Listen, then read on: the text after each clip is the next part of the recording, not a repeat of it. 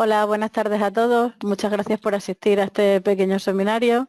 Espero que os parezca interesante. La verdad es que cuando me propusieron esta iniciativa me pareció muy interesante para teneros entretenidos durante estos días, la verdad, bastante complicados para todos. Y espero que le saquéis partido a lo que damos hoy y que a alguno pues le pique el gusanillo de la impresión 3D y que pueda fabricar pues sus propias piezas. La idea de la formación es dar unos pequeños pasos o fundamentos en las características básicas de una impresora 3D.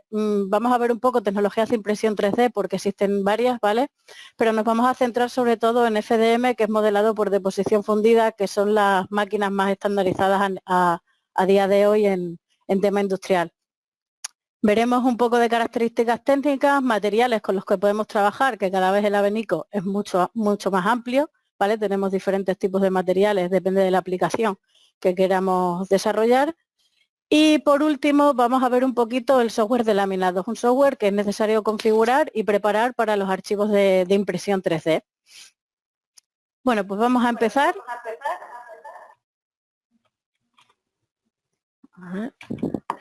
Vale, he hecho una pequeña introducción sobre qué es la impresión 3D y un pequeño vídeo explicativo para los que no conozcáis esta tecnología, siempre focalizando en la tecnología FDM modelado por deposición fundida, en la cual un objeto volumétrico, lo vamos creando a partir de movimientos, ¿vale? De distintos ejes de la máquina que veremos más adelante y que capa a capa, según esos movimientos, nos va construyendo un objeto en 3D.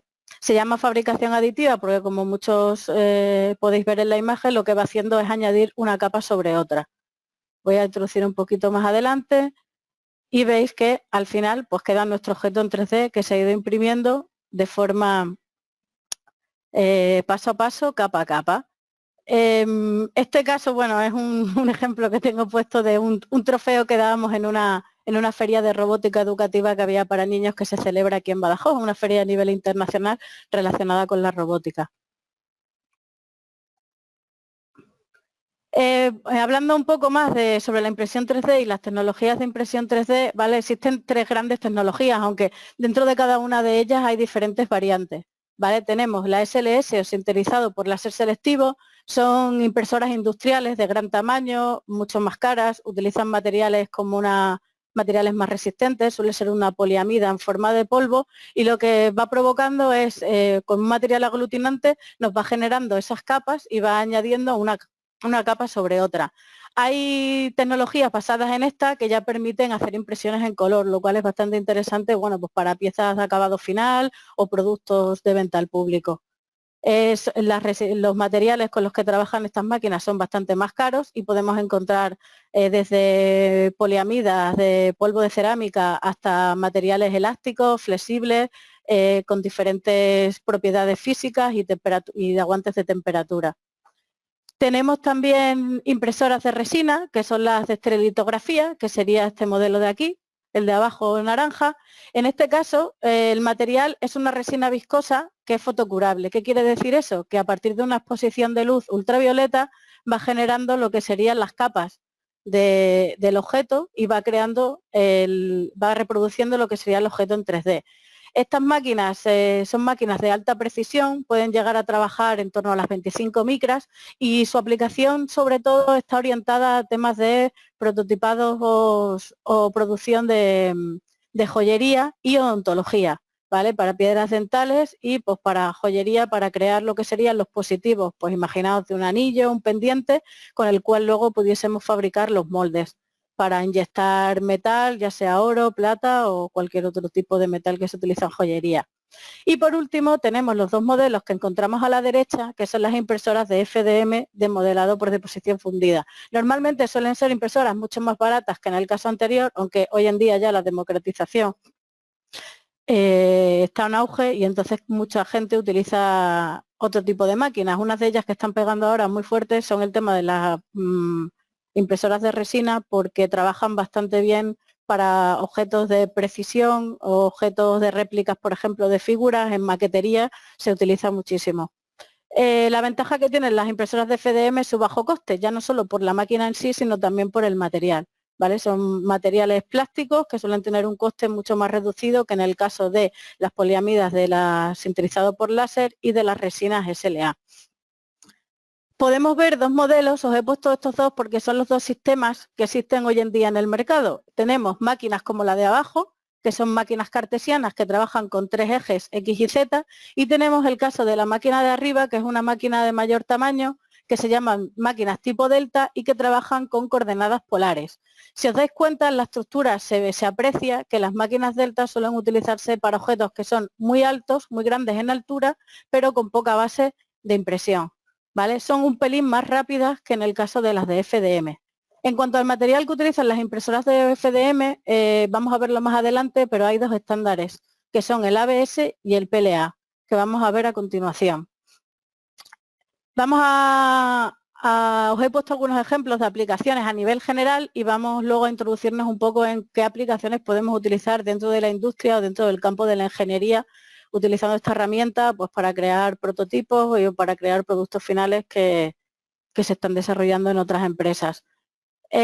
Podemos tener una aplicación en industria, podemos tener aplicaciones en medicina, en arte, en hostelería. Os he puesto aquí algunas imágenes. En medicina, por ejemplo, se utiliza mucho para la planificación quirúrgica, es decir, obtener el modelo 3D del paciente, ya sea de una parte del cuerpo, y recrearla pues, para planificar cómo se realizaría la intervención. En algunos casos también se utiliza, bueno, pues como recuerdo para el paciente o explicarle mucho mejor en qué se basa una pequeña fractura o cualquier otro tipo de problema que tenga.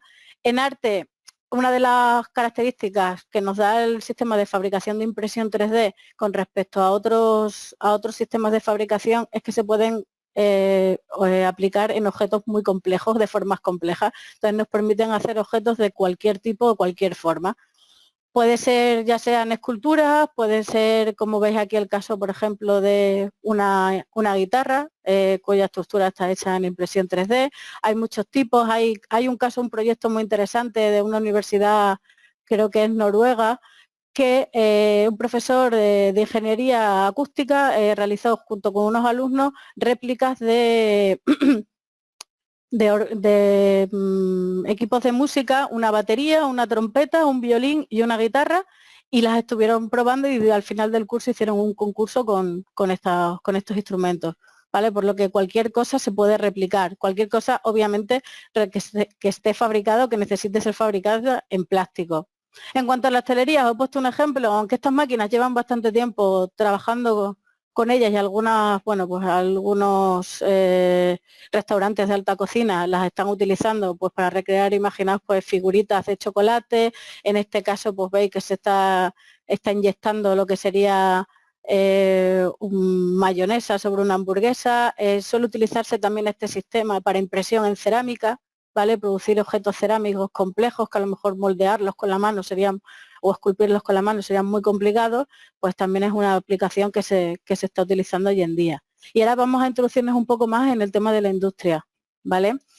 Os he dividido en 3 elementos importantes, uno que sería aplicaciones de industria en automovilística y aeroespacial, otro que sería para el prototipado y electrónica, y otra parte ya que sería la parte de I+D.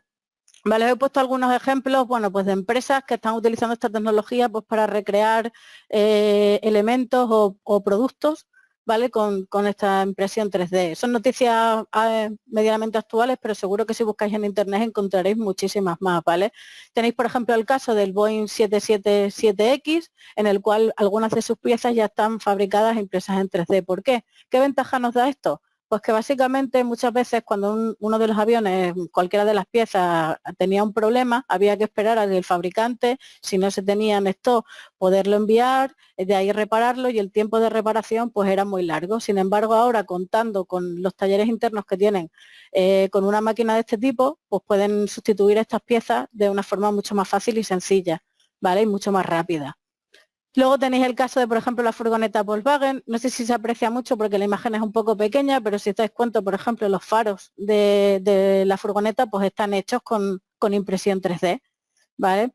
Hay un ejemplo, hace ya muchos años salió el primer coche fabricado con impresión 3D, y ahora una empresa italiana ha desarrollado un modelo que se llama Yoyo y que gran parte de sus de sus elementos o de sus carcasas están realizadas con impresión 3D. Y otro caso de éxito utilizando impresión 3D, por ejemplo, los UP-Tips, que son neumáticos, unos neumáticos nuevos que ha desarrollado Michelin, en los cuales son antipinchazos ya que no tienen aire dentro de ellos. Están totalmente hechos con un material flexible, ¿vale? Parecido al caucho, que lo que hace es que simplemente pues, se adhiera perfectamente a la superficie y bueno, pues es otro desarrollo más dentro de la industria automovilística y aeroespacial. Tenéis muchos más, ¿vale? Es simplemente pues unos que he visto que me han llamado la atención y que parecía bastante interesantes para que veáis hasta qué punto puede llegar esto. En aeroespacial igual ya se está introduciendo en algunos satélites, algunas estaciones, estas máquinas que permiten crear en el mismo momento pues piezas que a lo mejor no se pueden mantener en stock en una en una sala, ¿vale? Entonces ellos simplemente las fabrican y hay el caso, por ejemplo, de antenas que pueden fabricar y de repuestos de la nave que a lo mejor pues no pueden llevar todo lo necesario durante su estancia. Un pequeño comentario, Dime. Marta. Sí, nada, si vuelves a la diapositiva anterior. Sí. Porfa.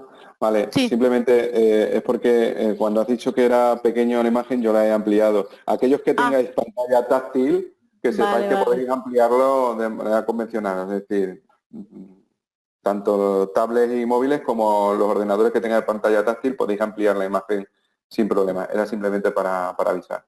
Gracias. Vale, perfecto, no lo sabía. Perfecto, muy bien.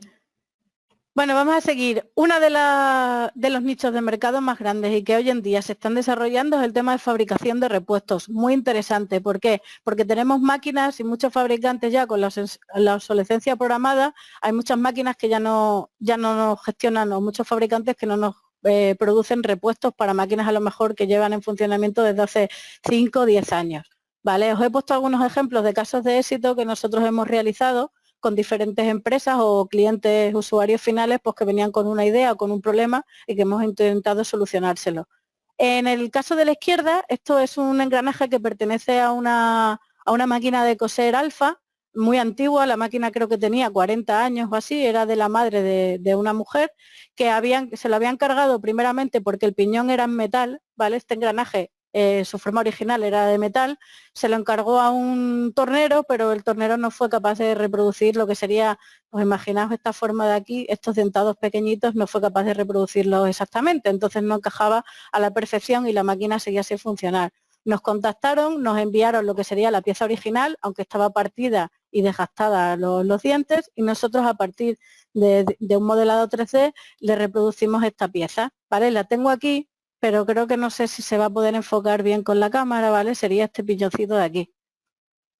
Este sería uno de los ejemplos. Hay muchas máquinas, bueno, pues que están descatalogadas, que es imposible encontrar repuestos para ellas y es muy interesante el poder reutilizarlas o poderlas volver a poner en marcha gracias a pues, la impresión 3D. Otro caso que os pongo aquí, que fue muy curioso, son dos llaves. Era un hombre que gestionaba una casa rural y la casa rural tenía unas puertas muy antiguas. ¿Qué ocurría? Que solo tenían una llave para cada una de las puertas. El problema es que, bueno, la gente pues se va por ahí a la playa, se va por ahí a dar vueltas o cualquier cosa y perdían las llaves. Y no tenía opción de poderlas replicar de ninguna forma. Había ido a diferentes cerrajeros, son llaves muy antiguas que no eran capaces de replicar. Entonces él me trajo una copia de cada una de ellas y le reproducimos las llaves totalmente funcionales, es decir, que encajan a la perfección y le permiten abrir y cerrar la puerta. ¿Vale? Este es otro caso, por ejemplo. El de aquí del centro, el tercero, empezando por la izquierda, eso es de una mampara, de una empresa que se dedica a hacer mamparas y tenían un problema con unos repuestos de unos raíles que los fabricantes no les proporcionaban y entonces les creamos esta pequeña junta que se encastra dentro del perfil y lo que hacía es, bueno, pues que no se introduciese agua ni saliese agua por esa zona. Y ya por último, que es uno de los más interesantes a lo mejor para vuestro sector, que sería esta pequeña palanquita que hay a la derecha del todo. Esto es de un sistema de unas placas fotovoltaicas. No sé exactamente de qué parte, la verdad. El cliente nos envía la pieza y nosotros la replicamos. Esto es una pequeña palanca, que a lo mejor la podéis visualizar aquí mejor, ¿vale? ¿Qué ocurría? Que esto estaba dentro de un sistema que cada cierto tiempo, según el uso que le daban, en torno a unos 3-6 meses, esta pieza se partía. ¿Qué ocurría? Que el fabricante, cada vez que se parte, no te vende solo esa pieza, sino que te vende un sistema completo, un sistema que nos dijo que llegaba a costar en torno a los 300 euros. ¿Vale? Y lo que simplemente quería era una pieza pequeñita para poderla sustituir. Entonces, como en los casos anteriores, nos enviaron esta pieza, la replicamos y a lo mejor el precio de esta pieza puede estar en torno a unos 2 euros, 3 euros. O sea, imaginaos el ahorro en costes que se ha podido llevar esa empresa. Cada año a lo mejor nos encarga 50, 60 piezas y con eso, que es una inversión de 100, 200 euros, prácticamente lo que le costaría solo cambiar un sistema completo. ¿Vale? Vamos a seguir viendo un poco más de aplicaciones. Por ejemplo, el tema de las maquetas es muy interesante. Más para maquetas y sobre todo también para formación, ¿vale? Tenéis, por ejemplo, pues réplicas de motores que pueden llegar a funcionar, ¿vale? Para enseñar a alumnos. Tenemos, por ejemplo, pues réplicas de maquetas de naves industriales, ¿vale?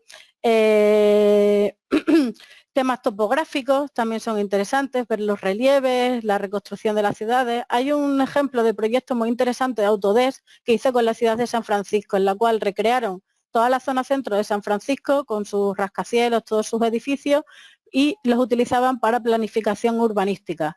Es decir, pues a lo mejor les interesaba ver por dónde salía el sol, a qué edificios les daba cara al sol, cómo organizar el tema de las líneas de autobuses, las líneas de metro, ¿vale? Es algo pues que suelen utilizarse, es un poco costoso, ¿vale? Dependiendo para la aplicación que se le quiera dar, pero bueno, hay muchas empresas pues que al final les gusta tener una réplica de su maqueta pues del edificio de las oficinas, de por ejemplo maquetas de coches que han desarrollado, de aviones, ¿vale?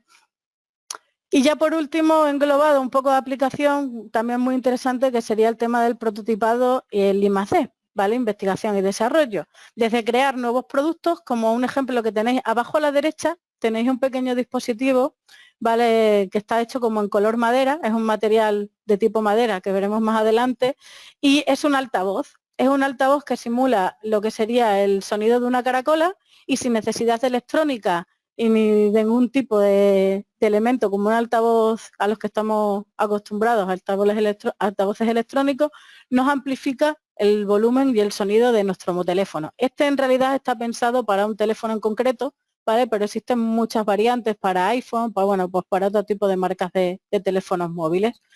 Otra parte interesante, sobre todo para el prototipado, que a lo mejor también nosotros tenemos o ayudamos a algunas empresas que tienen ideas o proyectos, por ejemplo, de sensorización, necesitan crear una carcasa para proteger la parte de la electrónica, que además se le pueda acoplar un ventilador para poderla ventilarla, que tenga salida para las conexiones, como el ejemplo que tenéis de carcasa justo ahí debajo, una carcasa azul que es para una Raspberry Pi. Podemos integrarle sensorización, sensores y hacerle huecos especiales o prepararlo, diseñarlo para poderlo acoplar al elemento pues, que se vaya a desarrollar. Otro caso, otro ejemplo que os pongo es el tema de robótica. Bueno, pues uno cuando empieza a desarrollar algún tipo de elemento robótico siempre es mucho más costoso, obviamente, hacer un primer prototipo con partes de metal, con elementos funcionales estándares y a lo mejor podemos personalizar y podemos preparar lo que sería todo el desarrollo pues utilizando piezas impresas en 3D. Os he puesto dos ejemplos, uno es justo a la derecha en el centro tenemos un brazo robótico, ¿vale? Hay muchos proyectos muy interesantes hechos en internet, ¿vale? Que podéis investigar y podéis utilizar. Y tenéis ya incluso las piezas modeladas para poder ensamblarlo. Simplemente necesitáis la parte electrónica, programarlo según la intención o el interés que tengáis y ya podríamos conseguir un brazo robótico funcional. Os he puesto un ejemplo de un proyecto que estamos desarrollando nosotros ahora, que es el tema que habréis visto bastante en la tele también, que es la aplicación en prótesis. Nosotros nos estamos centrando en prótesis de mano mediante sensorización eléctrica y tenéis ahí un ejemplo, pues bueno, de que todo el prototipo de la mano esté realizado pues con impresión 3D. Esto es interesante porque podemos personalizar el producto, ya no es como antes que a lo mejor tenemos que hacer tiradas grandes de 1000, 2000 elementos todos iguales, sino que hoy en día lo que podemos hacer es adaptar cada producto a cada necesidad de nuestro cliente. Y por último os he puesto el ejemplo de los drones, ¿vale? Es algo que también cada vez se está utilizando más. Tenemos drones industriales convencionales con sus carcasas ya preparadas con otro tipo de fabricación, pero podemos customizarlos, podemos modificar piezas, podemos añadirle algunas partes, algunos repuestos. Por ejemplo, todos sabemos que las hélices pues suelen estropearse muchas veces, pues podemos fabricar también hélices de repuestos que siempre van a ser mucho menos costosos que si compramos repuestos a otros fabricantes. En cuanto a la tecnología FDM, os voy a explicar un poco cuáles son los pasos que se siguen a la hora de poder imprimir o trabajar con impresoras 3D. Nosotros principalmente tenemos que partir de un diseño en 3D, es decir, la pieza que nosotros queremos fabricar la tenemos que tener en un archivo digital. ¿Vale? Normalmente se suele trabajar con archivos .stl de esterilitografía, que lo que hace es que el objeto volumétrico nos lo descompone en pequeñas capas. Cualquier programa de diseño 3D nos permite hacerlo, ya sea AutoCAD 3D, puede ser SolidWorks más para ingeniería o diseño paramétrico, puede ser en diseño orgánico, como puede ser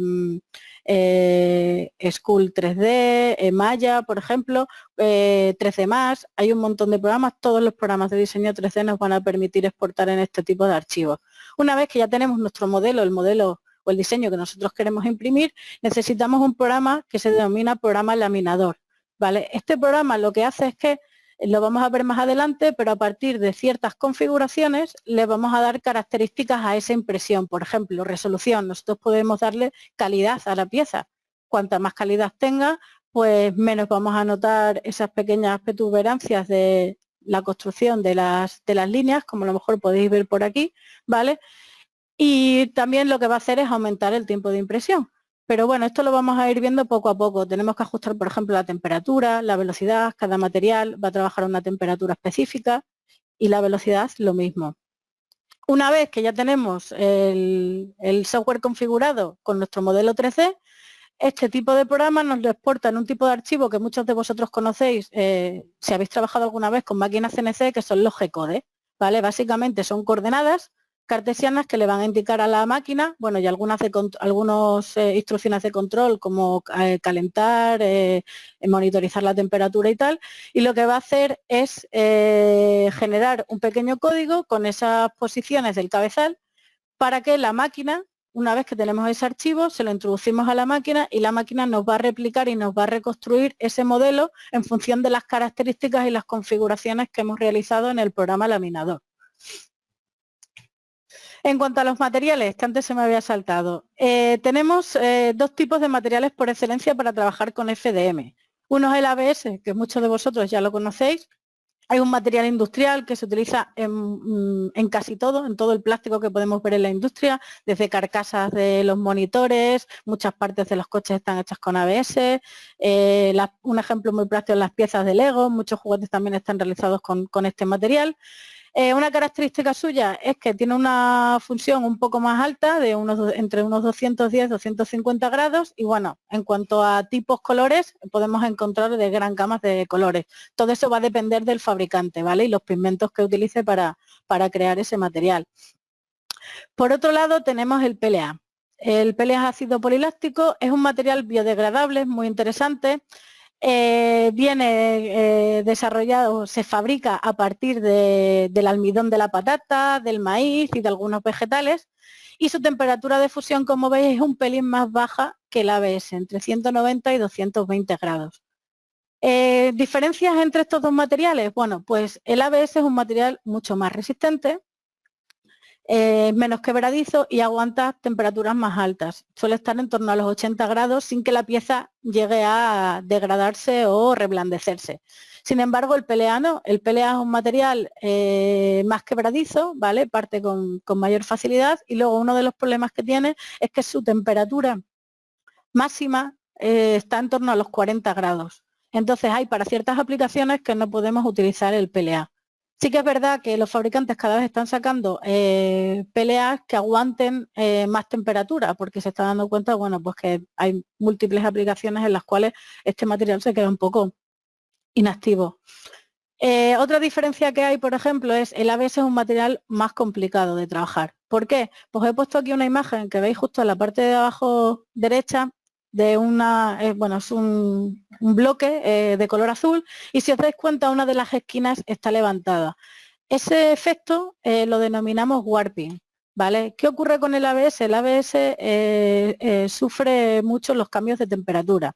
El problema que tienen estos plásticos es que cuando lo calentamos se dilatan, pero cuando empiezan a enfriarse se contraen, ¿vale? Y esto es uno de los efectos que se le produce al ABS si las bases donde trabajamos con la impresora 3D no están calefactadas o no calientan la zona baja. ¿Por qué?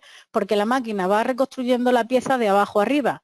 ¿Qué ocurre cuando están en las últimas capas? Que las capas de abajo que están pegadas a la base se enfrían. ¿Y qué pasa? Pues se contraen y se levantan.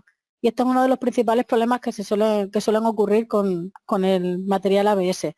De todas formas, os daré luego unas pequeñas pautas hay diferentes trucos, ¿vale? Y estructuras que podemos añadirle en nuestra parte baja de la pieza para que este problema no surja o no nos dé el mayor problema posible. ¿Vale? Sin embargo, el PLA es mucho más fácil de imprimir, no es tan restrictivo a la hora de los cambios de temperatura y se puede trabajar pues, en ambientes de cualquier tipo. Otra cosa a comentaros que, bueno, aunque no está reconocido todavía el ABS, si algunos de vosotros ya habéis trabajado con ellos, habréis dado cuenta de que cuando se está calentando suelta una serie de vapores y de gases que, bueno, no está reconocido que sean perjudiciales para la salud, pero yo no suelo recomendar trabajar con ellos en habitaciones cerradas y durante mucho tiempo, porque si lo probáis algún día veréis que se os bota bastante la cabeza, huele bastante raro, ¿vale? Es algo que yo creo que al final afecta. También tiene un problema y es que no se le puede aplicar una ventilación muy fuerte porque, como os he comentado antes, es muy susceptible a los cambios de temperatura. Entonces, si hay corrientes de aire fuertes, lo que va a producir es el enfriamiento de las capas de abajo y se nos va a estropear la pieza mediante el efecto que os he comentado del Barbie. Luego tenemos otra serie de materiales, se suelen denominar materiales técnicos, ¿vale?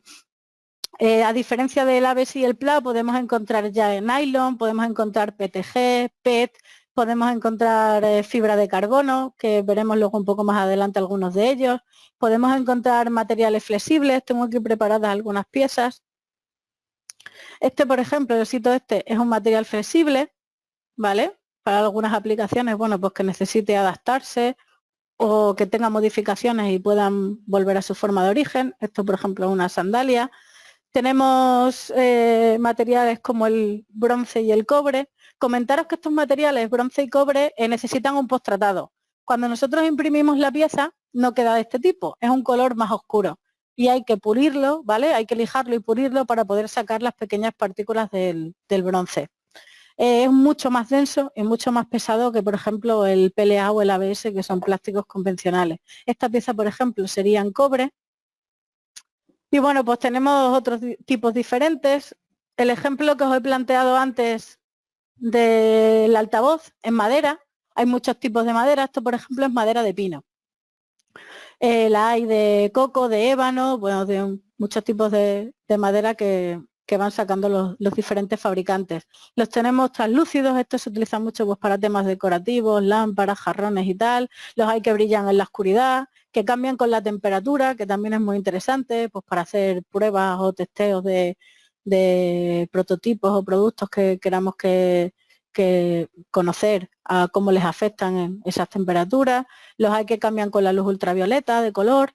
Bueno, tenemos numerosos tipos de materiales, hay muchísimos, ¿vale? Yo os invito a que os introduzcáis en algunos de los fabricantes más conocidos de filamentos. Tenéis, por ejemplo, una casa con la que nosotros trabajamos mucho, que está en Jaén, que se llama Smart Material, que tienen un filamento de muy buena calidad. Vale, es otra cosa que nos he comentado, pero esto es como en cualquier otro tipo de productos o industria. Podemos tener materiales baratos, con lo cual nos va a costar trabajar con ellos, probablemente nos den muchos problemas, se nos atasquen, ¿vale? Y tendremos materiales de mayor calidad a unos precios un pelín más caros, pero que al fin y al cabo, pues yo creo que merece la pena hacer esa inversión en esos materiales. Normalmente las impresoras 3D, que no hemos hablado antes, trabajan suelen ser libres a la hora de utilizar diferentes materiales. Hay que tener en cuenta una serie de características que vamos a ver más adelante, pero no es como en el caso de las impresoras de tinta convencionales en las cuales te compras la impresora y tienes que comprar sus cartuchos obligatoriamente, ¿vale? Sino que aquí normalmente están muy separados los fabricantes de maquinaria con los fabricantes de filamentos. Entonces podemos utilizar diferentes tipos de filamentos para múltiples máquinas que se encuentran en el mercado. Os he puesto otro ejemplo de uno que es cerámico, los hay con acabados en arcilla, ¿vale? Son como más fines estéticos. Y la mayoría de estas mezclas entre el cobre, el bronce, la madera, son mezclas entre el PLA y el material en sí. Es decir, por ejemplo, el PLA y cobre, o el PLA y partículas de bronce, o el PLA y partículas de madera. Tal, esto va avanzando cada vez más, también los tenemos de corcho, por ejemplo, bueno, hay de muchísimos tipos, no voy a entrar en detalle en todos ellos. Lo que sí vamos a ver a continuación es algunas características para trabajar con ellos, sobre todo con el de bronce, el cobre, los nylon, que me parecen muy interesantes aplicados a la industria, ¿vale? Por ejemplo, las réplicas de los piñones y de los engranajes que os he enseñado antes están hechos en nylon porque son mucho más resistentes y aguantan mejores esfuerzos. Y tenemos también fibra de carbono, que también, bueno, pues tiene una característica importante. También los hay conductivos, magnéticos y, bueno, no voy a seguir con el tema porque hay muchísimos tipos de filamentos y podéis investigar un poquito por internet y encontrar sus características dependiendo de la aplicación a lo que vayáis a utilizar. Bueno, pues como os he comentado, vamos a ver estos 4 filamentos y algunas características interesantes sobre ellos. He puesto las marcas o los nombres de los fabricantes, pero probablemente filamentos con mezcla de bronce y de cobre vais a encontrar de miles de marcas diferentes. Cada uno lo llama de una forma. Sí que es verdad que los primeros que empezaron a trabajar con estas mezclas, pues al final se han quedado con el nombre y la propiedad de estos filamentos. Tenemos nylon y luego tenemos una mezcla de nylon con fibra de carbono. En cuanto a los bronces y cobre, comentaros que, de hecho, por eso en estas piezas notamos muchísimo más su peso y su densidad, es porque tienen un 80% de partículas de bronce y cobre y un 20% de partículas de PLA. En cuanto a la velocidad, normalmente los filamentos técnicos son difíciles de trabajar con ellos en el sentido, bueno, pues que requieren velocidades más lentas para producir mejor o replicar mejor nuestra pieza. En la velocidad yo suelo recomendar en torno a los 40 milímetros, aunque son parámetros que vamos a ver luego en el programa de laminado, y la temperatura pues está en torno a 210. Normalmente las temperaturas de los filamentos, los fabricantes suelen darnos rangos de temperatura. Como os he comentado antes, el PLA entre 190 y 220, el ABS entre 220, 250 o 260. ¿Por qué nos dan rangos de temperatura y no nos dan una temperatura específica? Porque esto va a depender de la máquina que utilicemos, ¿vale? Cada máquina utiliza un sensor de temperatura que tiene una curva de trabajo y ellos no pueden arriesgarse a decir una temperatura específica. Os van a dar un rango y vosotros, cuando os tengáis un filamento nuevo, queréis probar un nuevo filamento, vais a tener que hacer pequeñas pruebas para ver qué temperatura es la óptima para poder trabajar con ello. El flow indica el flujo de trabajo y es algo que veremos también más adelante, y lo que nos va a ayudar es que hay filamentos que son muy difíciles de inyectar por la boquilla, y esto nos va a permitir pues poder, mediante parchear por software, el decirle que el motor que nos está inyectando ese filamento pues gire más rápido y nos inyecte más en relación pues al material que estamos trabajando. Y por último, como os he comentado antes, estos materiales del bronce y el cobre pues luego necesitan un proceso de posttratado o postprocesado. En cuanto al nylon, pues el nylon me parece muy interesante para actividades industriales o aplicaciones industriales porque tiene una elevada resistencia mecánica, mucho más que el ABS, tiene una alta resistencia al impacto, gran dureza. Y bueno, pues para aplicaciones que necesiten, como en este caso, un piñón o un engranaje que va a estar sometido a una serie de desgastes, pues me parece muy interesante el poder reducir ese posible desgaste o romperse la pieza. En cuanto a la velocidad, lo mismo, al ser filamentos técnicos van a necesitar una velocidad baja, ¿vale? Entre unos 40 milímetros. Y las temperaturas, os he puesto un ejemplo, pero hay muchos tipos de nylon de diferentes fabricantes, van a estar en torno a los 250 o 260 grados. Puede que haya máquinas que no nos puedan fabricar o no trabajen bien con este tipo de material, ¿vale? Eso habría que tenerlo en cuenta dependiendo del fusor o la boquilla que tuviésemos. De todas formas, vamos a ver un poco más adelante las partes técnicas de la máquina, ¿vale? Y en qué basarnos a la hora de poder, pues, comprar o elegir una impresora dependiendo de la aplicación o los materiales que queramos utilizar. Muchas de esas partes son sustituibles, o sea que tú puedes comprarte una máquina de un modelo concreto que a lo mejor no te da esa necesidad, no tiene ese elemento que tú necesitas para poder utilizarla, pero que lo puedes cambiar o le puedes añadir un repuesto o le puedes aplicar un sistema nuevo para que te puedas fabricar con estos materiales. Y por último, como os he comentado, el filamento de nylon y fibra de carbono, que también es muy interesante porque bueno, es muy parecido al nylon, tiene una mezcla entre nylon y fibra de carbono y es resistente y durable, tiene mayor resistencia al impacto, sus temperaturas son altas también, entre 235 y 260 grados, y en cuanto a la velocidad, como veis, pues se reduce bastante, ¿vale? También va a depender de la máquina, o sea, al final yo os estoy dando unas pequeñas pautas, pero que vosotros vais a tener que ir probando a la hora de si queréis trabajar con estos materiales. Bueno, pues vamos a ver un poco los elementos principales de la máquina. No voy a entrar en mucho detalle, pero sí que conozcáis, bueno, pues lo básico e importante, ¿vale? Por si alguno empieza un poco a investigar este tema, se compra una impresora y quiere ir probando con ella, pues que a la hora de hacer preguntas en foros, en webs y tal, que pueda referirse específicamente a esos elementos que cree que le están dando problemas o cómo solucionar ciertos problemas. La máquina, como os he comentado antes, yo me he basado principalmente en las cartesianas porque son las más estandarizadas. Tenemos 3 ejes, uno que sería el eje X, que es el movimiento del cabezal de derecha a izquierda. Tenemos el eje Z, que es el de altura, ¿vale? Es el que cada vez que se termina una capa va a elevar la distancia que nosotros le configuremos para generar la siguiente capa. Y por último tenemos el movimiento de la base, que sería el eje Y. Luego tenemos, obviamente, el filamento necesario para poder construir nuestras piezas en 3D. Y lo más importante, o para mí la parte más importante, es el extrusor, ¿vale? Esto es muy interesante que lo tengáis en cuenta porque muchas veces vemos ofertas en internet, pues las típicas impresoras que nos venden en China por 150 o 200 euros, que para el precio que tienen están muy bien. Mecánicamente son muy similares, pero tienen un hándicap que es el extrusor, ¿vale? El extrusor es la parte más importante de nuestra máquina, es donde se va a introducir el filamento y vamos a pasar de tener un plástico, un filamento duro, rígido, un plástico, a reblandecerlo y poderlo inyectar por una boquilla para crear nuestro objeto en 3D. ¿Vale? Si el extrusor no es de buena calidad, que suele pasar, el piñón que hay en el extrusor cuenta con un piñón dentado que lo que va haciendo es irse comiendo parte del material e irlo introduciendo. Si el hot-end tampoco es de buena calidad, que también hay muchos casos, ¿qué va a ocurrir? Pues que nos va a dar muchos problemas. Se nos va a atascar la impresora, nos va a producir errores de impresión y bueno, esto da bastante trabajo y problemas que se podrían solucionar pues teniendo un extrusor y un hot-end mucho mejor. Para que os fijéis un poquito, os he traído aquí un ejemplo. Esto sería el hot-end, ¿vale? Que sería la parte, como su nombre indica en inglés, parte caliente o fusor. Hay gente que también lo denomina fusor. Está formado por una boquilla, ¿vale? Por donde se expulsa el filamento. Hay estándares de boquilla. Lo normal es que sea una boquilla de 0,4 milímetros, ¿vale? De 400 micras. Las podemos encontrar mucho más pequeñas de 0,2, 0,1 o mucho más grandes de 0,5, 0,6, 0,8. Normalmente boquillas más grandes se utilizan para máquinas de mayor volumen, ¿vale? Porque así reducimos el tiempo de impresión y reducimos también posibles problemas que nos puedan surgir a la hora de imprimir grandes objetos que pueden tardar días, incluso semanas.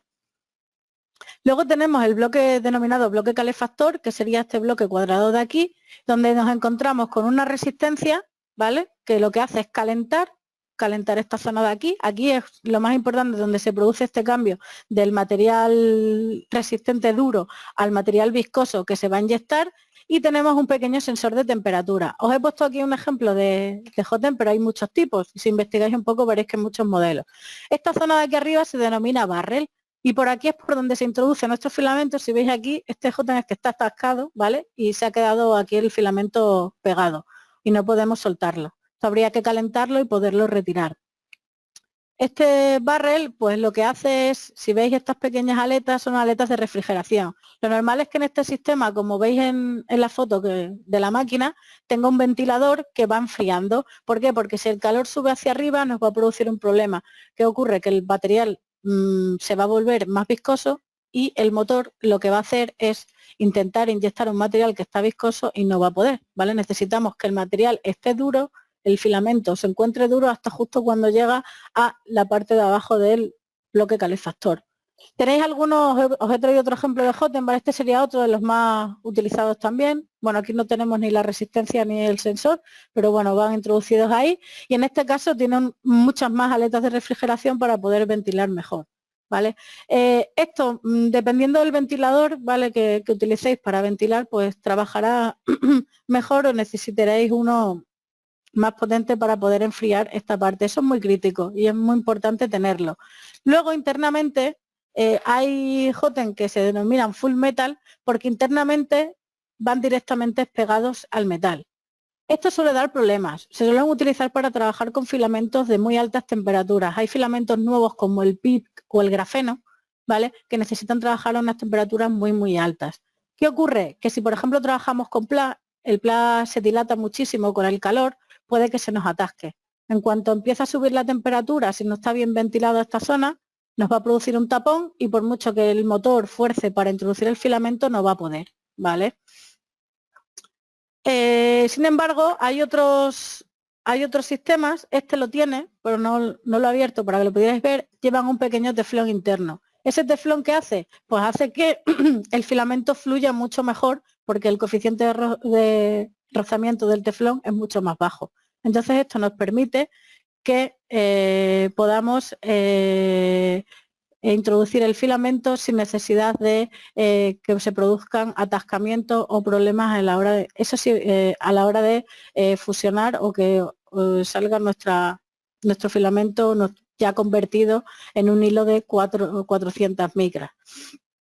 Por otro lado, tendríamos que tener en cuenta también a la hora del Hotend, importante, se suele utilizar un ventilador de capa. El ventilador de capa lo que va haciendo es ese pequeño filamento, hilo de filamento que va saliendo de 400 micras, hay que enfriarlo, ¿vale? ¿Por qué? Porque así no nos produce problemas a la hora de adherirse a las siguientes capas y nos ayuda a que, bueno, aparte de que si está muy viscoso y la siguiente capa está muy viscoso, nos va a producir un efecto de derretimiento en la parte superficial de la pieza.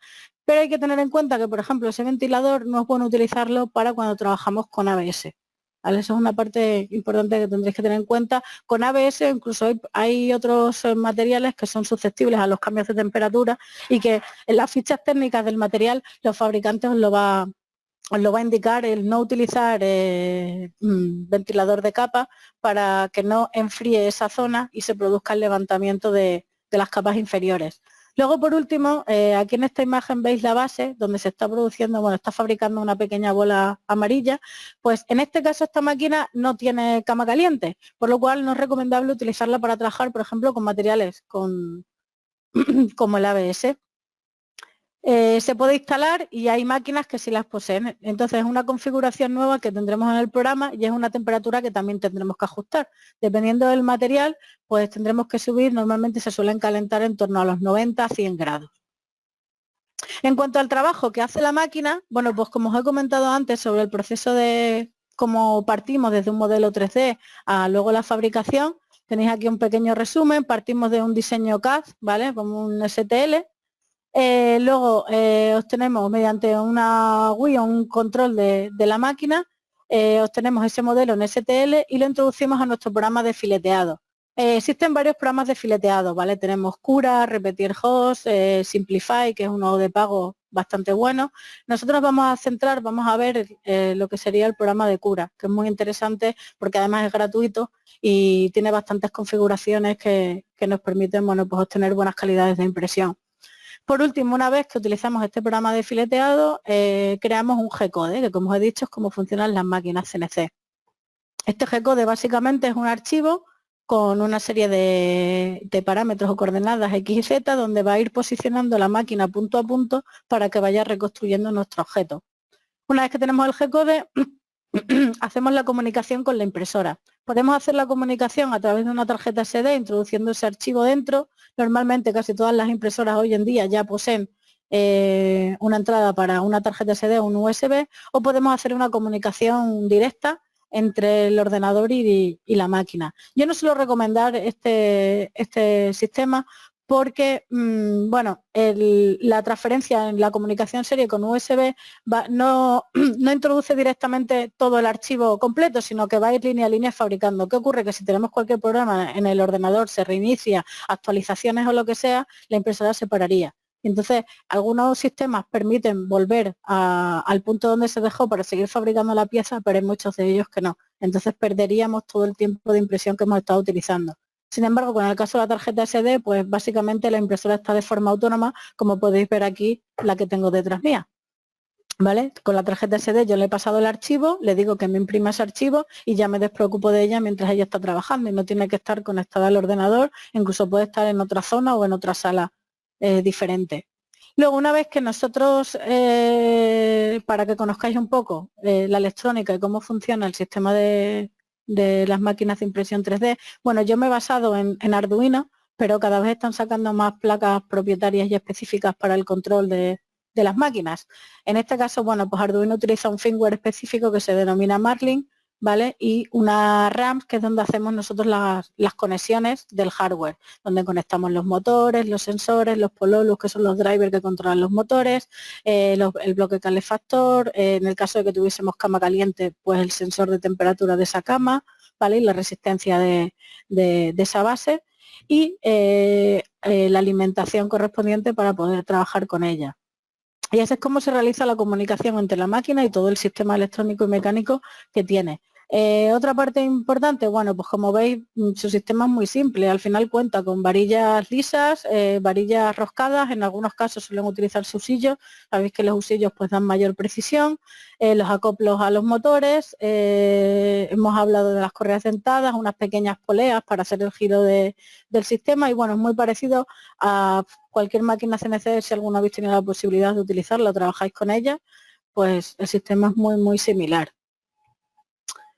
Aquí os pongo un pequeño ejemplo de repositorios, porque bueno, algunos diréis, bueno, pues que yo no trabajo normalmente con programas de diseño 3D o no sé, me tengo que poner a aprenderlo y tal. Bueno, para empezar a utilizar una máquina no hace falta saber diseño 3D. Tenemos un montón de repositorios o bibliotecas gratuitas de la cual podemos descargar archivos que queramos imprimir. Sí que es verdad pues que aquí se nos presenta el hándicap de pues si queremos algo muy personalizado, alguna idea nueva que no vamos a encontrar en archivos gratuitos, que es necesario recrearla, reproducirla, diseñarla para poder fabricarlo. Os he puesto aquí un ejemplo y voy a salir un momentito de la presentación porque tengo cargadas las páginas web de estas bibliotecas para que las veamos directamente.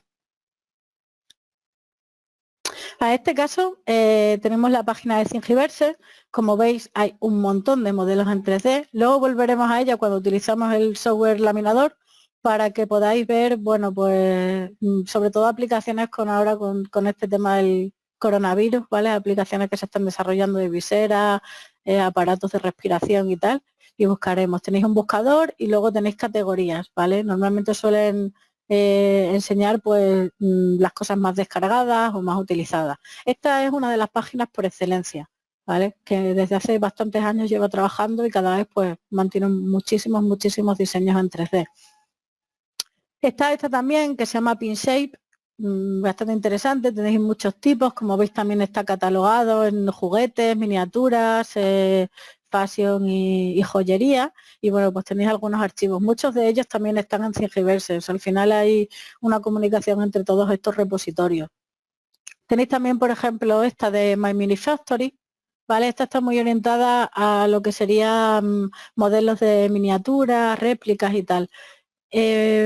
Si veis, si os dais cuenta, algunas de ellas tienen precios, ¿vale? O sea, son archivos que, bueno, pues los usuarios pagan por podérselos descargar. En algunos casos los tendréis gratuitos y en otros casos, pues no serán de libre descarga.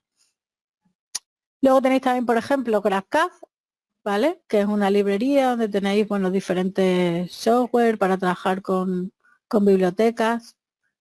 Luego tenéis también esta web que se llama YouImagine, que también tenéis pues un montón de modelos. Mira, aquí por ejemplo ya salen directamente pues todo el tema de las viseras que habréis visto fabricadas en 3D, respiradores, mascarillas. Vale, y estas son las 5 páginas que queríais que vierais para que tuvierais como repositorios poder buscar información. Vale, y lo siguiente que vamos a hacer es descargarnos este software, ¿vale? El software Cura, y enseñaros un poquito cositas básicas para poder trabajar con él y crear nuestro primer archivo G-Code para poder trabajar con una impresora 3D. Vale, entonces, como estábamos antes aquí en la web, si podéis, os venís aquí a la página ponéis Cura 3D y os va a descarga Cura 3D y os va a llevar directamente a esta web en el buscador. ¿Vale?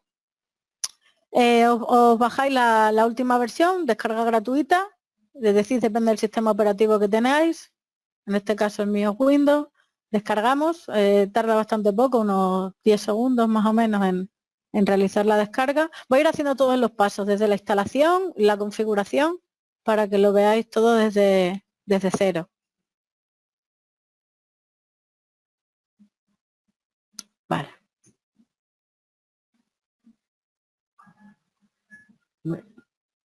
Bien, una vez que lo hemos descargado y ejecutado, nos aparece el asistente de instalación, damos a siguiente, aceptamos los términos, siguiente, ¿vale? Seleccionamos cómo queremos que se nos coloque el menú y esta parte es muy importante, que es los componentes a instalar, y aquí les estamos especificando los tipos de archivos que queremos que nos reconozca. Yo siempre por defecto los selecciono todos, ¿vale? Os he comentado que el archivo principal con el que solemos trabajar es el STL, pero también hay otro tipo de archivos, ¿vale? Que nos permiten obtener modelos volumétricos y que podemos trabajar con Cura. Por ejemplo, los OBJ, ¿vale? Que nos dan características, otro tipo de características como los colores o superficies, ¿vale? Y bueno, pues tenéis ahí un montón. Yo suelo seleccionarlos todos para que no haya problema. En el caso de darle a instalar, si os pidiese instalar los drivers de Arduino, si vais a utilizarlo con una máquina, yo recomendaría que también los instalaseis. Si es simplemente para aprender ahora y que yo os explique un poco las características básicas, no haría falta. ¿Vale? Y ahora una vez que se está instalando, vámonos a la página de Thingiverse y aquí vamos a encontrar, vamos a buscar un modelo. Por ejemplo, ya lo tenía medio mirado yo, visor COVID, ponemos visor COVID y nos van a salir esas viseras que está hoy en día todos los makers fabricando, entre ellos nosotros también incluidos, para toda la gente que se encuentra hoy en día expuesta pues al coronavirus. Vale, un momentito. Vale, ya se ha terminado. A ver si carga.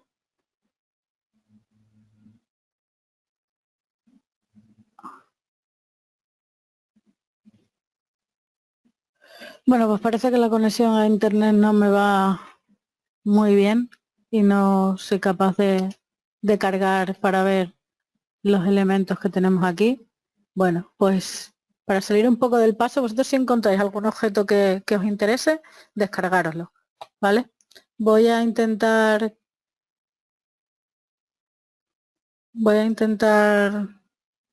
coger un diseño 3D que tenía aquí. A ver. Ahora, vale. Un momentito que está cargando Cura.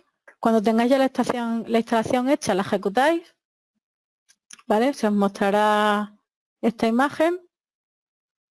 Bien, le damos a Get Starter, que estamos de acuerdo con la licencia, siguiente y siguiente. Y lo primero que nos va a pedir es configurar nuestra impresora, ¿vale? Si tuviésemos hay impresoras que ya podemos conectarlas por red y trabajar con ellas a través de la red local, y si no, pues deberíamos de utilizar un AZNOT Network Printer, que son impresoras pues que no tienen conexión a la red. Como veis, hay un montón. Todo esto son fabricantes de impresoras 3D y dentro de su fabricante pues tenéis diferentes modelos, ¿vale? Hay muchas. Por ejemplo, unas de las más utilizadas hoy en día son las ANET, ¿vale? Tenéis la ANET A2, A8, A6, ¿vale? También están las Anycubic, que también son interesantes, son impresoras chinas de bajo coste, pero que funcionan bastante bien. En caso de que nuestra impresora fuera una impresora creada por nosotros mismos, tendríamos que elegir la opción de Custom, ¿vale? Si os dais cuenta, aquí en la opción de Custom tenemos Custom FFF Printer, que sería FDM Printer, ¿vale? Sería una impresora X y Z cartesiana, y luego tenemos la Deltabot. La Deltabot es el otro sistema de trabajo de impresora 3D que os he explicado antes, que trabaja con coordenadas polares y se denominan impresoras Delta. Pues en este caso voy a elegir yo la que tengo aquí detrás, que es una impresora de BQ, ¿vale? Fabricante español, la Prusa i3 Efectos, que es este modelo. Veis que hay diferentes, tendréis que seleccionar dentro de vuestros fabricantes el modelo que queréis. Si vuestro fabricante no estuviese dentro de esta lista, tendríais que hacerlo por customizar y simplemente os va a pedir unos parámetros como el tamaño de la base de impresión, el ancho, el largo y el alto, y la posición del cabezal, ¿vale? El tamaño del cabezal, que tampoco es muy interesante, lo podéis obviar, se puede dejar sin configurar, y luego os va a pedir también el grosor de la boquilla, ¿vale? Y el filamento con el que trabaja. No os lo he comentado, pero hay dos estándares de filamento, aunque hoy en día ya se está tendiendo a utilizar filamentos de grosor de unos 75 milímetros, también existen filamentos con un grosor de 3 milímetros, ¿vale? Entonces eso es muy importante a la hora de tener en cuenta y a la hora de configurar los parámetros. Tenemos que saber qué tipo de filamento vamos a utilizar o utiliza nuestra máquina. Vale, una vez que seleccionamos la máquina, le damos a siguiente y finish. Y veis que aquí, bueno, pues se nos abre un pequeño panel. Esto sería, si os fijáis, en la impresora que tengo detrás, ¿vale? Es su marco y su base de impresión. Este eje de coordenadas lo que nos indica es su punto cero, tanto para el eje X, para el eje Y y para el eje Z. Y ahora lo que haríamos sería cargar un modelo en 3D. Como parece que no... Ah, vale, ahora ya sí. Vamos a coger una visera sencillita, ¿vale? Por ejemplo, esta.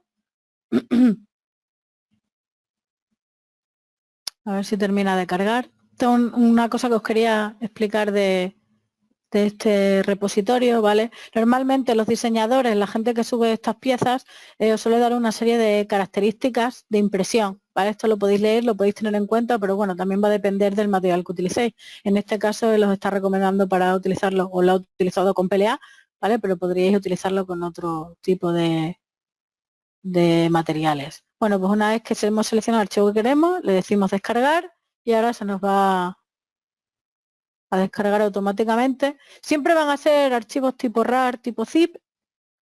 Voy a buscarlo. A ver. Vale. Tenemos aquí, le damos a extraer.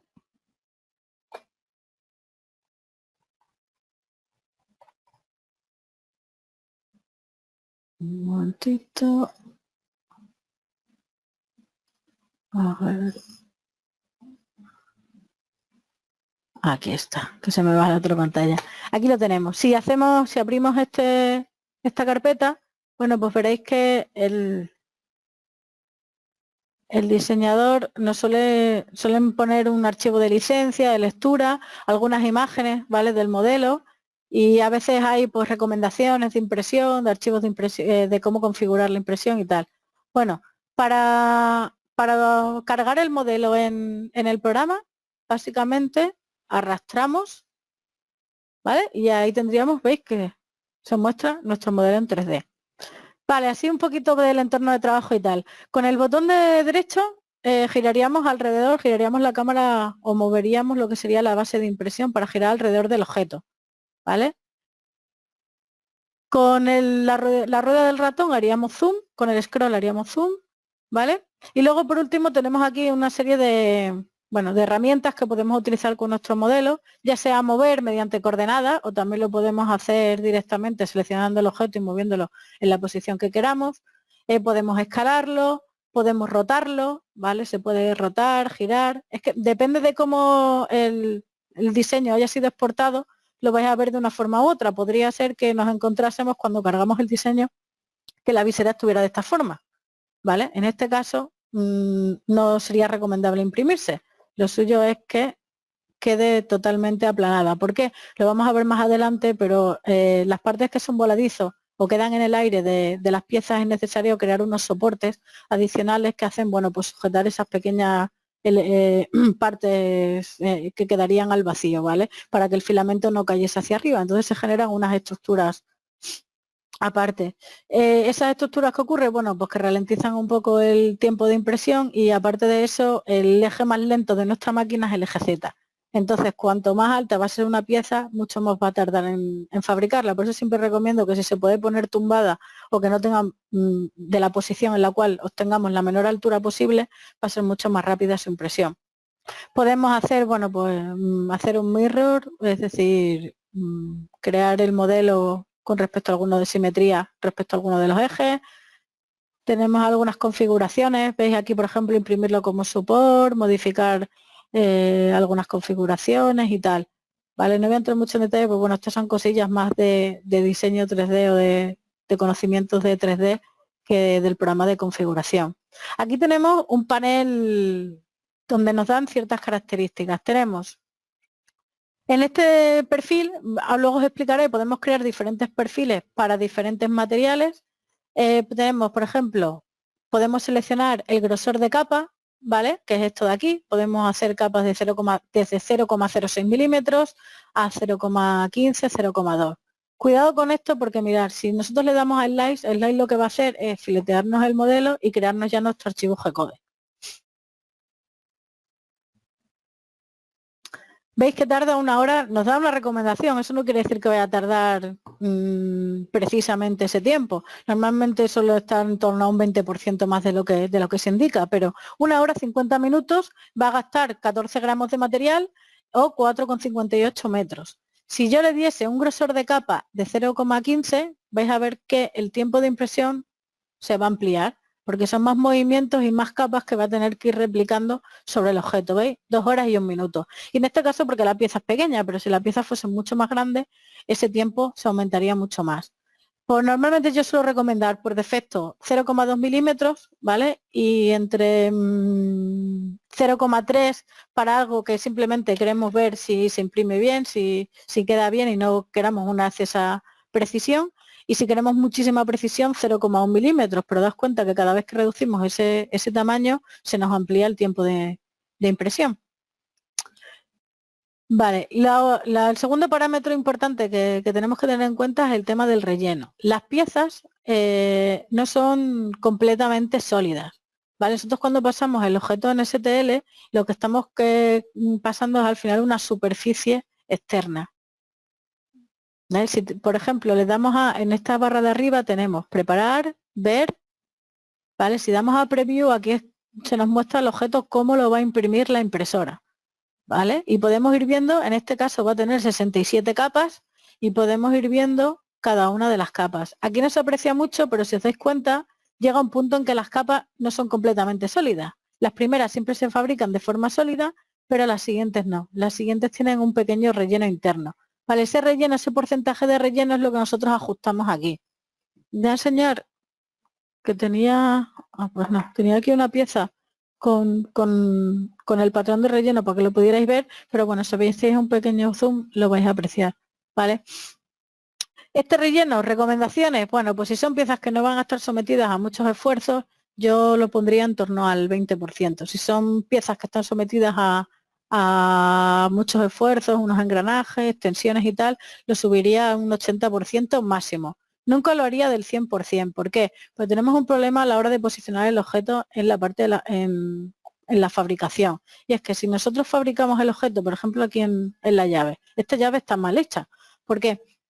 Porque la unión entre capas va de esta forma. Si nosotros aplicamos una tensión, ¿vale?, tangencial a cómo se han creado las capas, el objeto va a partir más fácilmente, porque es más fácil que se desprendan entre capas. Sin embargo, si nosotros hubiéramos fabricado la llave de esta forma, las líneas serían longitudinales y cuando fuésemos a aplicar un esfuerzo con este sentido, tardaría mucho más en partirse que en el caso anterior. ¿vale? Entonces, el relleno al 100% no es recomendable y luego aparte que desperdiciamos material, que eso también hay que tenerlo en cuenta. O sea, hay que encontrar un equilibrio entre la característica que queremos de la pieza, la aplicación que va a tener y el que pueda partirse. Por último, vamos a ver el tema de los soportes. ¿Vale? En esta pieza no se aprecia mucho. Tengo aquí preparado otro modelo que se va a ver mucho mejor. ¿Vale? Voy a cargarlo. Voy a eliminar este. ¿Vale? Simplemente para que lo veáis y entendáis mejor qué es eso de lo que os hablo de los soportes. Aquí está. Bueno, esto es como un Jesucristo de Darth Vader. Entonces, en este sentido veis que hay pequeños planos del objeto que se muestran en rojo. Eso quiere decir que esos planos, esas partes nos van a dar problemas a la hora de la impresión, porque como os he comentado, la máquina va línea a línea, capa a capa, y el problema que tenemos es que cuando llegan a estas zonas de aquí estarían soportadas sobre el aire. Y como sabéis, el efecto de la gravedad, pues ese filamento que está viscoso caería hacia abajo. Normalmente a esta altura no va a caer hasta toda la base, pero sí nos va a caer pequeñas protuberancias, ¿vale? Incluso mala adhesión de las siguientes capas una sobre otra. Entonces para ello se generan unas estructuras que además el programa lo hace automáticamente en función de un ángulo, ¿vale? Suele estar en torno a los 45-50 grados y nos genera unas estructuras que se denominan soportes. ¿Esas estructuras qué van a hacer? Bueno, pues lo vamos a ver ahora. Generamos el archivo, ¿vale?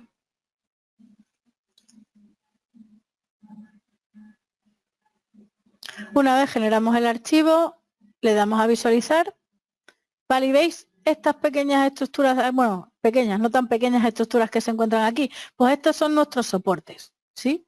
Y esos son estructuras adicionales que el programa nos genera para que estas capas de aquí, de justo la manga del brazo, no se caigan hacia abajo, quedarían soportadas sobre estos soportes. Y si os dais cuenta, aquí se ve mucho mejor lo que sería el tema del relleno, ¿vale? La proporción de relleno, ¿vale? que lleva la pieza.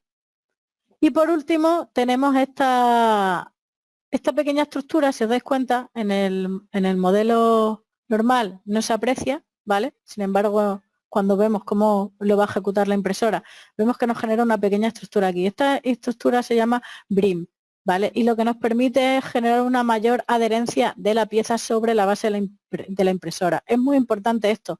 Las primeras capas tienen que estar muy bien adheridas a la base de la impresora, porque si no daos cuenta, nosotros estamos trabajando con tamaños de grosor de capa de 200 micras. El cabezal pasa prácticamente rozando sobre la siguiente capa. ¿Qué ocurre si roza con fuerza y la base de la pieza no está bien adherida? Pues que la levantaría y produciría problemas. Bueno, al final la pieza pues no saldría como nosotros queremos. Tendríamos problemas en la impresión. Entonces es muy importante que la base esté bien adherida la base de la pieza esté bien adherida a la plataforma. También se utiliza para el ABS, ¿vale? Como hemos hablado, el ABS tenía el problema del warping, de que se levantaba por los cambios susceptibles de temperatura. Entonces se genera este pequeño faldón que lo que hace es darle una mayor adherencia a la base de impresión. Vale, una vez que ya tengamos nuestro modelo configurado, como os he dicho antes, en este caso, pues 559 capas, tendremos ya el G-code calculado y creado y lo único que tendríamos que hacer es darle a guardar y guardarlo, bueno, pues en la parte que en nuestra tarjeta SD para poderla imprimir. Y ya con esto, que se nos está haciendo un pelín tarde, voy a volver a la presentación, ¿sí? Os he puesto aquí un vídeo de... A ver. Vale, este vídeo os explica un poco cómo nivelar la base de impresión. Esto es muy importante, es como mucha gente lo denomina calibrarla. Entonces, lo que tenemos que hacer es comprobar que la base está completamente recta. ¿Y cómo hacemos eso? Bueno, pues si os fijáis, tenemos 4 puntos de referencia y tenemos aquí un final de carrera, un interruptor en el cual la máquina, aquí es donde posicionamos nosotros su posición 0 en el eje Z. Tenemos que pasar un pequeño papel, ¿vale? Y comprobar que roza con nuestra boquilla. Y aquí os pongo un ejemplo de cuándo saber si la impresora de verdad está bien calibrada. ¿Qué va a ocurrir si no hemos nivelado bien la base? Pues que la pieza no se va a adherir bien y nos va a dar problemas en la impresión. En este caso, En el primer caso, el filamento está mucho más arriba, cae desde mucho más arriba, no se va a adherir bien a la base y nos va a dar problemas en la impresión. En este caso, del medio estaría perfecto. Y en el tercero, la boquilla está muy baja y esto nos puede producir que se atasque. ¿Qué ocurre que si se atasca? Pues si se atasca la pieza no va a salir y el filamento no vuelve a salir por la boquilla y nos va a dar problemas pues de que va a dejar de imprimir. Ella va a seguir haciendo los movimientos en el aire, pero sin inyectar ningún tipo de material. ¿Vale? Esto tendríamos que hacerlo en los 4 puntos de impresión, ¿vale? Las 4 esquinas para ver que está totalmente nivelada. Lo mismo tenemos aquí unos tornillitos con los que vamos ajustando la altura de la base. Simplemente pasar un papel y comprobar que está correctamente nivelada.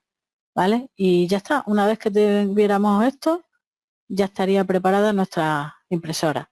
Y ya por último, una vez que hemos cargado nuestro archivo G-Code, nos iríamos a control filamento cargar. Esto es un menú que suelen tener casi todas las máquinas preparado. Seleccionaríamos, bueno, habría que introducir el filamento. Yo no recomiendo utilizar, si vais a estar mucho tiempo trabajando con la máquina o vais a dejar de utilizarla mucho tiempo, que retiréis el filamento, porque como hemos hablado antes, el plástico cuando se enfría se contrae, ¿vale? Y puede ser que se nos atasque dentro de la boquilla. Y luego, cuando queramos cambiarlo para introducir uno nuevo, nos dé problemas y tengamos que desmontar y, bueno, y limpiar toda la parte del hotend. Entonces, lo primero que tenemos que hacer, obviamente, es insertar nuestro filamento y cuando veamos que el filamento ya sale por la boquilla, hay algunos sistemas que automáticamente se paran al cierto tiempo y hay otros en los cuales tenéis que pararlos manualmente. Os he puesto aquí un vídeo, pero bueno, básicamente lo que os he estado contando hasta ahora. Y luego tenemos el menú de la máquina, insertamos el filamento por el extrusor y es muy importante. A ver, hay muchos tipos de... Esto es una laca que lo que hace es que se nos adhiera mejor la pieza. Cada vez más fabricantes sacan nuevas lacas con diferentes características, por ejemplo, que no huelan y tal. Yo suelen ser mucho más caras y la verdad es que la que mejor funciona hasta el momento es la Lacanelli de toda la vida. Pero bueno, aquí para gustos los colores, cada uno podéis utilizar lo que queráis. Hay mucha gente que usa jugo de ABS, que es coger un trozo de ABS y se disuelve en acetona y se da una pequeña capa sobre la base para que se diera mejor la pieza. Y bueno, por mí ya hemos terminado por hoy. Me gustaría que hubiéramos visto un poquito más, pero la verdad es que andábamos con el tiempo justillo. Así que ahora si queréis, que he visto que habéis estado poniendo aquí una serie de preguntas, podemos ir respondiendo algunas de ellas. Bueno, Marta, muchísimas gracias. Fabulosa explicación de todo con detalle y si quieres te echo una mano con las preguntas. Vale. Mira, la primera es de Alfonso, que dice, ¿qué programas gratuitos hay para diseñar? Vale, hay bastantes. Bueno, yo suelo recomendar FreeCAD. Para diseño paramétrico, piezas de ingeniería y tal, suelo recomendar FreeCAD. Si se quieren ya cosas de pues un poco más orgánicas, más, pues por ejemplo, esculturas, modelado de animación, Blender. Blender es una herramienta muy potente, ¿vale? Pero no es paramétrica. Entonces yo creo que para la aplicación que le va a dar un ingeniero es muy interesante FreeCAD, que es muy similar a SolidWorks y es gratuito. Ajá. Vale, otra nos pregunta Javier, dice, hola, buenas tardes, 2 preguntas. La primera, ¿existe algún programa que convierte archivos fotográficos en ficheros 3D para imprimir? Lógicamente que sea asequible. Sí, hay programas gratuitos. Había uno muy interesante de Autodesk que se llamaba un 2.3 de Catch, ¿vale? Y eso nos permite, mediante fotogrametría, o tenemos un objeto, le sacábamos una serie de fotografías alrededor de él, se subía en la nube y ellos lo procesaban y te reenviaban un archivo en 3D. Ando un poco descolgada con ese tema porque la verdad luego no tienes el resultado que esperas. O sea, al final te va a devolver un modelo, pero que hay que postratar y hay que trabajar, porque viene con ruido, vienen con algunas partes que no son funcionales o que tú en la impresora no las puedes poner porque no te las va a reproducir. Entonces hay que echarle un tiempo para procesar ese diseño. Sé que hay algunos, ¿vale? Y hay muchos que se están utilizando con drones para el tema de réplicas de edificios, edificaciones y tal, pero ahora mismo no lo sé, ¿vale? Bueno, la segunda pregunta es, si tienes una impresora china y quieres mantener la carcasa, ¿se puede cambiar el extrusor por uno de alta calidad? Sí, eso no es problema. No, no hay ningún problema en eso. Sí que es verdad que, bueno, la pieza de acople al eje X probablemente para el nuevo extrusor te varíe, pero bueno, la puedes hacer con la impresora 3D o con cualquier otro sistema. Ya te venden muchas piezas mecánicas en aluminio o en metal para poderlo acoplar. O sea que eso no es ningún problema. Ujú. Vale. Pues nada, luego José María nos pregunta, dice aquí, muchas gracias por tu ponencia. ¿Cuál es la finalidad de echarle pegamento en barra y qué marca? Bueno, yo lo del pegamento en barra no lo he comentado laca. Sí que es verdad que hay gente que le echa pegamento en barra y hay otra gente que utiliza cinta de carrocero, ¿vale? Cubre la superficie del cristal de la base con cinta de carrocero y sobre ella fabrica la pieza, porque además es muy porosa y se adhiere muy bien la parte de la primera capa. En cuanto al pegamento, no sé, yo nunca lo he utilizado. Yo recomiendo laca, ¿vale? Que es lo que utilizamos nosotros aquí. Ujú. José Pablo dice, hola Marta, buenas tardes, felicidades por tu presentación, me ha gustado mucho. Una pregunta, he entendido que se crean unos soportes para que el material, debido a la gravedad, no se descuelgue. ¿Esos soportes se crean físicamente? Si es así, ¿luego se desprenden fácilmente de la pieza terminada? Muchas gracias. Sí, es verdad que no lo he comentado. Efectivamente se tienen que imprimir físicamente para que esas capas puedan reproducirse bien.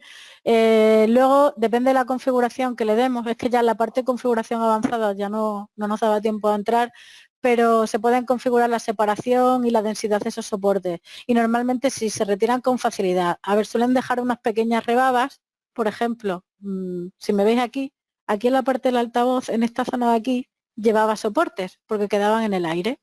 ¿Vale? Y justo aquí veis que se generan unas pequeñas rebabas. Para eso luego lijándolo y tal se puede evitar. Pero sí, se quitan bastante bien, en eso no vas a tener problemas, lo único es la parte estética. Que a lo mejor te queda ahí un poco con rebabillas y bueno, eso ya depende de gustos de cada uno. Muy bien, gracias. A ver, Alfonso nos dice, no sé qué impresora vais a recomendar, pero llevo tiempo mirando la Artillery Genius y la Creality Ender 3 Pro y 5. Sí, bueno, yo le recomendaría la Ender 3, ¿vale? Porque es una impresora que tiene ya mucho trillaje, hay muchos foros y gente que está trabajando con ellas y para la hora de resolver problemas, pues la verdad es que es una de las más estandarizadas. La Artillery Genius no la conocía. Vale, otra con la que trabajamos mucho en algunos workshops y talleres es la Neta 8, ¿vale? Que es otro modelo que hemos visto antes. Pero bueno, al final no hay gran diferencia. El sistema es el mismo, no hay mucha diferencia entre unas y otras.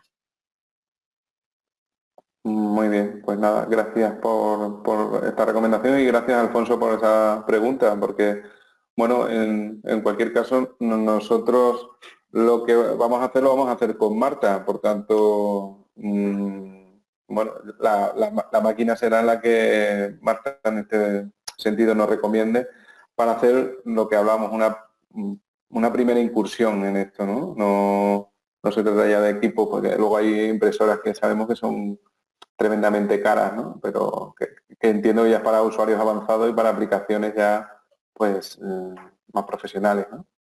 Sí, sí, en eso estoy totalmente de acuerdo contigo. Yo creo que para iniciarse, no, hay que, bueno, pues al final tienes una máquina de un precio medianamente asequible y que te dé funcionalidad y luego ya si tú le sacas partido, pues ya te puedes ir a una máquina un poco más industrial, más potente y obviamente más cara.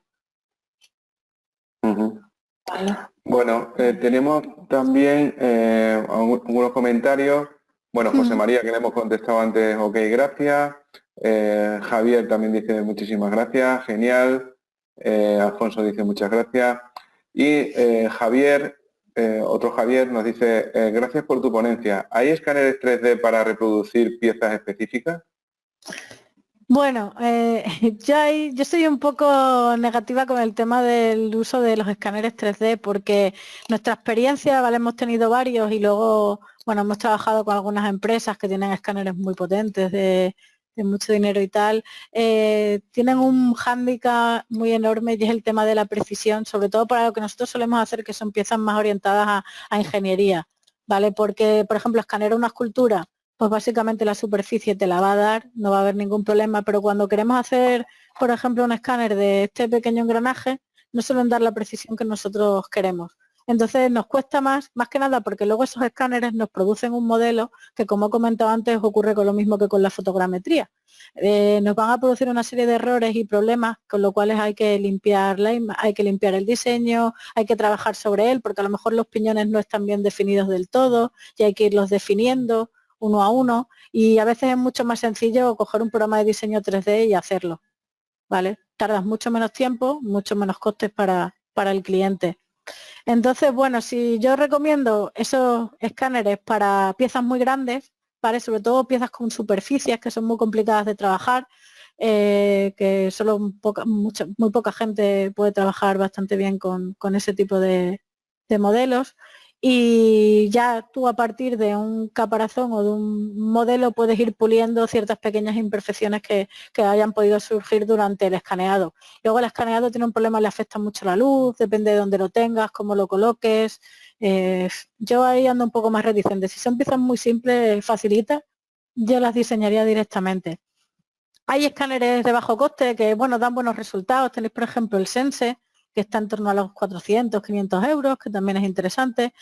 Pero bueno, yo os doy mi opinión, ¿vale? Luego cada uno que indaga un poquito y vea a lo mejor si le puede surgir de aplicación o de utilidad. Bueno, José nos hace aquí otra pregunta. Dice, otra cuestión, ¿qué impresora me recomiendas a un nivel semiprofesional? A un nivel semiprofesional, bueno, tenéis las MakerBot, Ultimaker, son muy buenas máquinas de impresora. Si las queréis chinas pero de calidad, hay una marca que se llama Flashforce.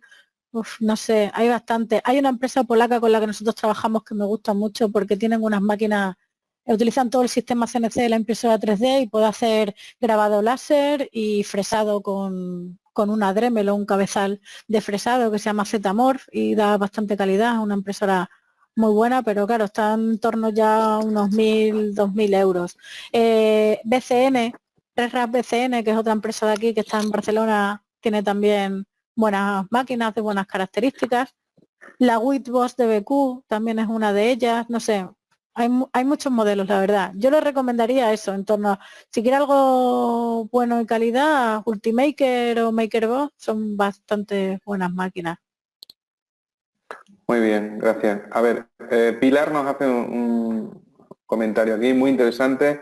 Nos hacen falta más ponencias, mucha información.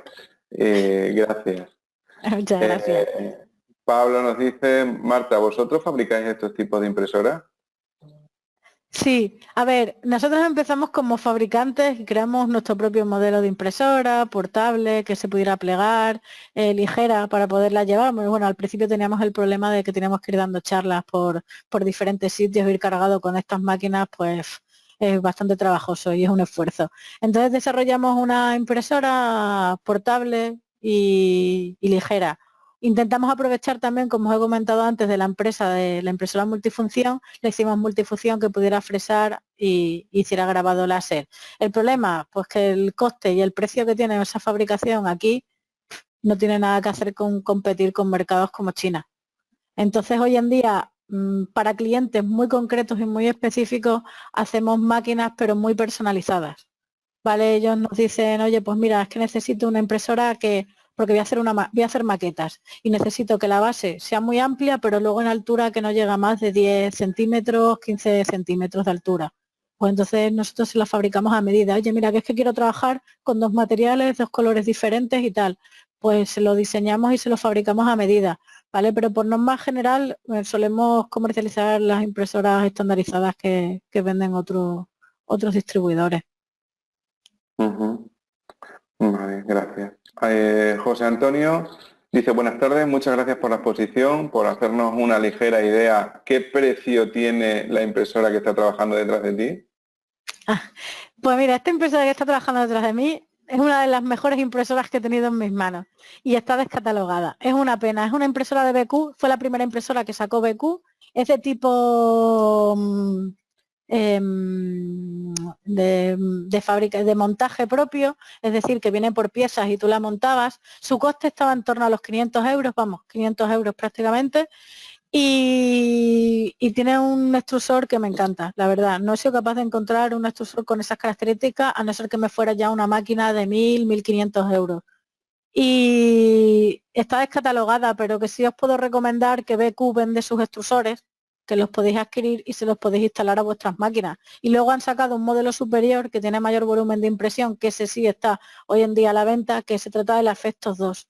¿Vale? Y además sustituye muchas, como veis detrás, todas esas piezas que veis en rojo están fabricadas con otra impresora 3D. Pues el proyecto que empezó a desarrollarse este tipo de máquinas se llamaba el proyecto RepRap, que significaba máquinas autorreplicantes, es decir, que a partir de una impresora 3D podíamos crearnos otra impresora 3D teniendo en cuenta pues las vitaminas que se denominan, que sean las partes mecánicas y la electrónica, comprando la parte, pero podíamos reproducir una máquina. Estas máquinas como he comentado, pues este modelo en concreto está descatalogado, pero BQ sacó su versión 2, ¿vale? Se llama la Efectos 2. Esa sustituye todas sus piezas de plástico por piezas metálicas, lo cual obviamente el desgaste es mucho menor. Y luego además posee mayor volumen de impresión y tiene un sensor de autonivelado que nos permite facilitar ese último proceso que os he explicado de que hay que nivelar y calibrar bien la base. Pues la Efectos 2 ya lo hace prácticamente automáticamente. ¿Vale? Tiene unas pequeñas ruedas que hay que ajustar, pero prácticamente lo hace automático. Y tiene muy buena calidad también. Se vende en formato de kit, eso sí, y está en torno a los 800, 1.000 euros si se quiere con la base caliente para poder trabajar con ABS o con materiales que requieren que la base esté calefactada. Vale. Perfecto. Y a ver, última pregunta. Si alguien va a preguntar algo que lo haga ahora o calle para siempre. Esta sería de Félix, que dice, para piezas de precisión, ¿cómo se tiene en cuenta la retracción del material a la hora de imprimirlo? Pues no hay nada oficial, es decir, a partir de prueba y error. ¿Vale? Depende de la precisión que quieras. Normalmente una precisión de 100 micras, 200 micras no vas a tener problemas con las retracciones, con las contracciones o el enfriamiento del material, pero con piezas muy grandes sí, lo vas a notar mucho más, ¿vale? Y con dimensiones mayores.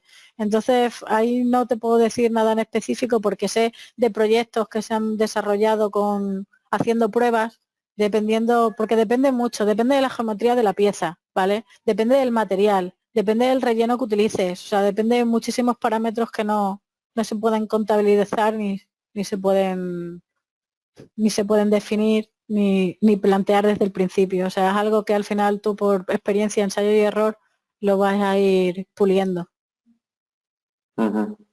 Bueno, pues nada, aquí un comentario de José María dice, muchas gracias Marta, me ha sido muy útil tu charla, ya que llevo muchos años diseñando con Autodesk Inventor y me has ayudado a mi decisión de compra de impresora. Gracias.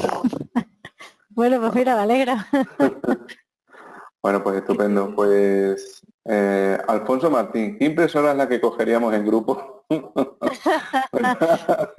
Bueno, le tengo que echar un vistazo, pero vamos, yo recomendaría la Ender 3, ¿vale? La Ender 3 o la Neta 8.